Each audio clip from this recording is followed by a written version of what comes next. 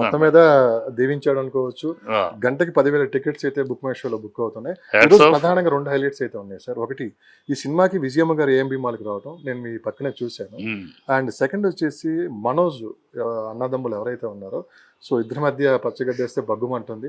ఇలాంటి సందర్భంలో మనోజ్ గారు చేసిన వ్యాఖ్య ఏంటంటే, నేను అనుకున్న దాని మీద 1000 రెట్లు సినిమా బాగుంది అని చెప్పి కూడా ఆయన మళ్ళీ యూటర్న్ తీసుకొని సినిమా మీద ఒక పాజిటివ్గా మాట్లాడటం, 2 కుటుంబాల మధ్య అదే అన్నదమ్ముల మధ్య కాస్త సయోధ్య కుదిరినట్లు ఈ సినిమా ద్వారా ఇప్పుడు కుదరాలనే కోరుకుంటామా.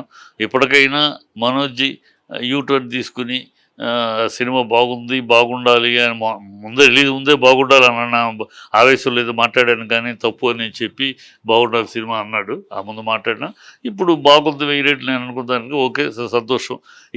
ఇకనైనా ఈ విషపు మాటలు, ఈ విరోధపు మాటలు రాకుండా blood is thicker than water, మధ్యలో మన లాంటి వాళ్ళు ఫీల్ అయిపోతుంది తప్పితే blood is thicker than water ఎక్కడ పోద్ది. కొన్నాళ్ళు ఆ వైషమ్యం, ఆ ఆవేశం, ఆ ఎమోషన్స్తో ఏదేదో మాట్లాడేశారు. ఇప్పుడు ఈ సక్సెస్సే అన్నింటినీ సమర్థిస్తారు. ఈ సక్సెస్ అన్నింటినీ భూస్థాపితం చేస్తుంది. మనోజ్ గారు ట్వీట్ చేసిన తర్వాత మోహన్ బాబు గారితో మీరు మాట్లాడడం జరిగిందా? సో చిన్న అబ్బాయి కూడా ఈ విధంగా మోహన్ బాబుతో సినిమా అయినాక మాట్లాడటం జరిగింది, చూసి మాట్లాడటం జరిగింది.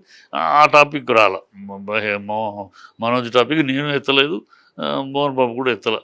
ఎంతసేపు హ్యాపీగా సినిమాలో బాగుంది, ఎక్కడ ఏమన్నా ఈ లోపాలు ఏమున్నాయి, ఒకటే ఫస్ట్ హాఫ్ స్లో, అది తప్పదు, మనకు తెలిసింది. మేమే ఫస్ట్ హాఫ్ సూపర్ అని ఎవడో అనుకోవు. ఈ కథ మేము అనుకున్నప్పుడు ఈ కథ ఈ నరేషన్ ఎప్పుడైతే నాస్తికుడు అనే నరేషన్ మొదలెట్టామో డెఫినెట్గా కొంచెం స్లో అవుద్ది అని తెలుసు. ఈరోజు విజయమ్మ గారి సినిమాకి రావడం కూడా ఒక హైలైట్ పాయింట్ అని చెప్పుకోవచ్చు. అంటే ఇలాంటి సినిమాలు విజయమ్మ గారు చూస్తారా అని చెప్పి కూడా సోషల్ మీడియాగా కొన్ని కామెంట్స్ రూపంలో కావచ్చు, కొన్ని ట్రోల్స్ ఆవిడ చూసారంటే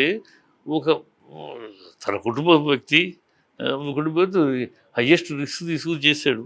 సో ఆ రిస్క్ ఎంతవరకు సఫలీకృతం అయ్యాడు ఏంటి చూడటానికి వచ్చి ఉంటారు. సంతోషం, ఆవిడ రావడం సంతోషం. నేను చీకట్లో ఆవిడ నన్ను కలవలేకపోయాను.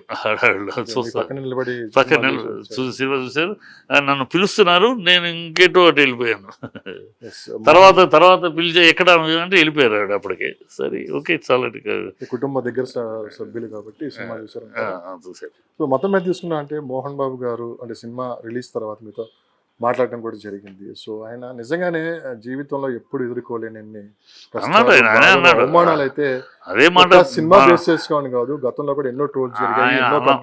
ఆయన అన్నమాట సినిమా అయినాక నేను పూజ చేసిరా గురి ఎన్ని చూశాను రా, ఎన్ని వరకు జీవితంలో ఎన్నడూ చూడని అవమానాలు, టెన్షన్స్, ఎన్ని మాటలు పడ్డాము, ఎన్ని పడ్డామరా, అన్నిటికీ భగవంతుడు తుది తీర్పిచ్చాడు. సో ఇవాళ హ్యాపీగా ఉంది అని అంటే ఎన్ని పడ్డానని ఎన్నో పడ్డాడు తను. కానీ ఏనాడు నేను పడ్డాను, ఇన్ని అవస్థలు పడ్డాను ఏనాడు అనేరగడు. నా 40 ఏళ్ళ 50 ఏళ్ళ తర్వాత ఎన్నో చూసాను తను డక్కముక్కలు తిరిగి కింద పడ్డ పైకి లేడు. ఏనాడు కింద పడ్డప్పుడు కూడా ఎప్పుడు ఆ దిగాల మాటలు ఎప్పుడు అనే ఉంటాడు. అలాంటిది ఈ మధ్యలో ఈ సినిమాకి సంబంధించి చేస్తాడు ఇంత అన్యాయంగా, ఇంత అక్రమంగా, ఇంత పగబట్టినట్టు ఏమిటికి దౌర్భాగ్యం అని చాలా ఫీల్ అయ్యాడు. ఏంటి ఈ మళ్ళీ మధ్యలో కుటుంబ విషయాలు, కుటుంబంలో ఏంటి ఈ వయసులో ఇప్పుడు నిన్న ఇద్దాక కూడా అదే ఎన్ని జీవితంలో చూడని చూశాను టెన్షన్స్ భగవంతుడు బ్లెస్ చేశాడు మన కష్టాలు. ఫైనల్గా మొన్న ఒక వీడియో మనం చూసాము, అంటే న్యూజిలాండ్లో ఒక 7,000 ఎకరాలు పొలం కొన్నారు, అదే ల్యాండ్ కొన్నారని చెప్పి కూడా మోహన్ బాబు గారి మధ్య మా విష్ణు గారి మధ్య ఒక డిస్కషన్ జరిగింది. ఇది వాస్తవేనా, నిజంగానే అక్కడ ల్యాండ్ కొన్నారు? సరదా విష్ణు అక్కడ కొనాలని కోరిక ఉంది విష్ణుకి. ఇక్కడ కనుక దొరికితే ఇక్కడ ల్యాండ్ కొని అసలు ఇక్కడే ఉండిపోతాను, 4 గొర్రెలు మేకలు పెట్టుకుని ఉండిపోతాను అంటే అంత ప్రశాంతమైన అట్మాస్ఫియర్. చూసే లొకేషన్ కూడా కనపడుతుంది కదా మీకు. అక్కడైతే ఆహ్లాదకరంగా ఉంటుంది. న్యూజిలాండ్ వెళితే క్రికెట్ మ్యాచ్ అట్లకి అప్పుడు చూసే షూటింగ్లు కూడా వెళ్ళి వచ్చారు గతంలో 14 సినిమా షూటింగ్లకి. అది ఆ ప్లేస్ ఒక ఆల్వేస్ మొత్తం గ్రీనరీ పార్క్ లాగా ఉంటుంది. ఊరే సరదాగా మాట్లాడింది మోహన్ బాబు, ఇదంతా మందే, ఇది సరదాగా మాట్లాడాడు. అది వాళ్ళు ట్రోల్ చేశారు. అది ఎందుకంటే సరదాగా ఎందుకు మాట్లాడంటే మనోజ్ విష్ణు తన మాటలో నాకు న్యూజిలాండ్లో స్థలం దొరికి కొన్ని ఎకరాలు కొనేసి ఇక్కడ కొనేసి గొర్రెలు మేకలు పెట్టుకుని హ్యాపీగా బతికేస్తారు ఇక్కడ అన్నారు వస్తాయి ఎమోషన్లో. దాన్ని బట్టి ఇది అంతే. సో పాన్ ఇండియా లెవెల్ ఎంత కలెక్ట్ చేస్తాను మీరు అనుకుంటున్నారు? ఎంత కలెక్ట్ అయ్యేదని నేను కలెక్షన్ కింగ్ పేరు నిలబెట్టుకుంటుంది ఈ సినిమా. అతనే ప్రొడ్యూసర్, మోహన్ బాబు ప్రొడ్యూసర్ కనుక కలెక్షన్ కింగ్ మోహన్ బాబు, ఆ కింగ్ అనే పేరు నిలబెట్టుకుంటాడు. మీద ఈ సమస్యల నుంచి బయటపడి ఈ సినిమా ద్వారా గట్టి మెసేజ్ అయితే ఇచ్చారు. సో రేపు కుటుంబం కూడా కలిసి హ్యాపీగా ఉండి ఇది ఒక మోహన్ బాబుకి కదా ఈ సినిమా, ఈ ట్రోల్ చేసే ఈ గ్యాంగ్కి ఒక కనువిప్పు.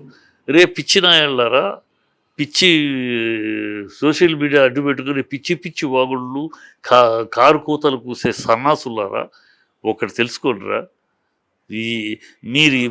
మీ కూతలు మేము సిన్సియర్గా శ్రద్ధగా తీసిన సినిమాని మీ కోతలు, మీ కారు కోతలు, మీ కేకలు ఏవి చెయ్యవు. మీరు ఆడియన్స్ కాదు. ఇట్లన్నిటి మీద రేపు యాక్షన్ ఉంటుంది ఖచ్చితంగా అని చెప్పి కూడా ఆవేశంలో అంటమే. కానీ ఇప్పుడు వీళ్ళ మీద యాక్షన్ ఎవడి మీద తీసుకుంటావు? ఎవడో సన్నాసి అడ్రస్ అయినాడు వాడి మీద యాక్షన్ తీసుకు. ఇప్పుడు ఆడియన్స్ వేరు, ఈ ఎదవలు వేరబ్బా. నా థియేటర్కి వచ్చే ఆడియన్స్ ఈ ట్రోలర్స్ ఒకటి కాదు. ఈ ట్రోలర్స్ కుక్షింబర పరాయణత్తులు. ఇలాంటి ఏదో పెట్టుకుని చేసి వ్యూవర్షిప్ సంపాదించి దాని మీద వచ్చే ఎంగిలి బితుకులకి ఆశపడే కక్కుర్తి ఎదవులు కుక్షింబర పరాయణత్తులు. వాళ్ళని బట్టి సినిమాలు కాదు అనేది తెలిసిపోయింది. సినిమాలో దమ్ముంటే ఒక పుష్ప 2 అవ్వచ్చు, దేవర అవ్వచ్చు. ఇవాళ ఈ సినిమాతో మీరు ఎన్ని ట్రోల్ చేసినా ఆడియన్స్ థియేటర్కి వచ్చే ఆడియన్స్ వేరు, మీ ఇలాంటి ఎదవలు వేరు. వాళ్ళు సినిమా థియేటర్కి వచ్చి బాగుందంటే బాగుంది, బాగాలేదంటే బాగాలేదు అంతే. ప్రభాస్ గారికి అటు మోహన్ బాబు గారికి బావా అని పిలుచుకున్నంత అవును. మోహన్ బాబు గారు ఒక్క మాట చెప్తే ప్రభాస్ గారు పాన్ ఇండియా స్టార్ ఆయన వచ్చి యాక్ట్ చేయటం, వీళ్ళ మధ్య ఏంటి సార్ అంత బాండింగ్? ఏంటి బాండింగ్ అమ్మా? మోహన్ బాబు ఎప్పటి కృష్ణరాజు, వాళ్ళిద్దరు బంధం అయింది. మేము అంతా కళ్ళాలో చూసురాలి కదా. నేను మోహన్ బాబు గారితో పనిచేసాను, కృష్ణరాజు గారితో పనిచేసాం కదా. మేమంతా వాళ్ళు ఒక ఫ్యామిలీగా ట్రావెల్. ఇవాళ కొంచెం ఈ సినిమా వాళ్ళలో ఫ్యామిలీ రిలేషన్ లాగా మూట తగ్గింది. కానీ వాళ్ళు ఇవాళ అక్కడ మెడ్రాస్లో ఉన్నప్పుడు అంతా ఒక ఫ్యామిలీ మెంబర్స్ లాగా ఉండేవాళ్ళు కదా. బావ, అన్న, అక్క, మామ అని పిలుచుకుంటారు తప్పితే నేను కృష్ణ గారిని అన్నయ్య అని, రామారావు గారిని పెదనాన్న అని ఇట్లాగే పిలుచుకునే వాళ్ళం కదా. కృష్ణ గారు హీరో గారు ఉండదు ఆ రోజుల్లో. అక్కడ అట్మాస్ఫియర్ అది. అంతా ఒకళ్ళొకళ్ళు రిలేషన్స్, అన్న, తమ్ముడు, సోదర ఇలాగే మాట్లాడుకునేవాళ్ళు. ఆర్టిస్టులు కానీ ఇంకోళ్ళు కానీ ఎవరైనా బాబాయ్ ఇంతే, ఈ రిలేషన్స్ తోటే ఉండేది సినిమా మొత్తం, ఫీల్డ్ మొత్తం. ఇక్కడికి వచ్చినాకే కాస్త మరి ఈ జనరేషన్ వచ్చినాక ఆ హ్యూమన్ రిలేషన్స్ పోయింది.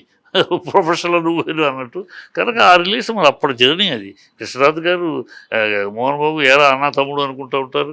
మరి అంత జర్నీ చూసినాడు, పిల్లాడికి చిన్నప్పటి నుంచి చూసినాడు. అంటే ఒక బాబాయ్ స్థానంలో చూశాడు మోహన్ బాబుని ప్రభాస్.